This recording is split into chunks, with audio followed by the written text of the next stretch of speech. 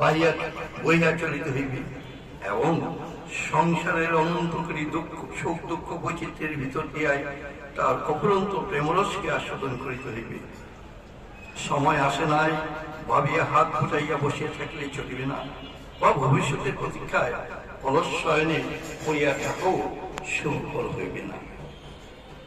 অনেককে বলিতে শুনেছি, সময় আসুক, একটু অবসর হোক, কাজের ঝঞ্ঝাট একটু কমিয়ে যাক, তারপরে নিশ্চিন্তে ভগবানের নাম করব। এটা আমাদের সকলেরই এই ভাবনাটা আমি করে থাকি।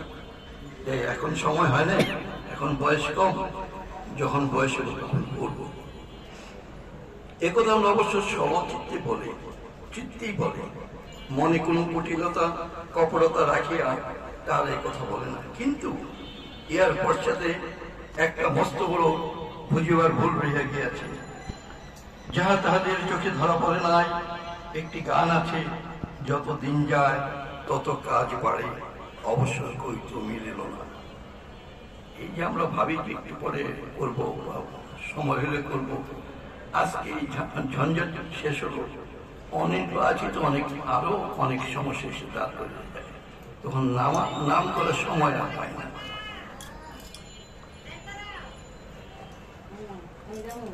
বাস্তবিক ব্যাপারটা অবিকলতায়, কাজের চাপ কমিবে মনে করে যতই কালাপেক্ষা করা যাইবে, ততই দেখা যাইবে দিনের পর দিন কার্যের ভার, দায়িত্বের চাপ গুরু হইতে গুরুতর রূপে ক্রমশই বিবর্ধমান হইয়া চলিতেছে। একটি কাজের সমাপ্তির সাথে সাথে 10টি নতুন প্রবন্ধ আসিয়া মাথা উঁচু করিতেছে।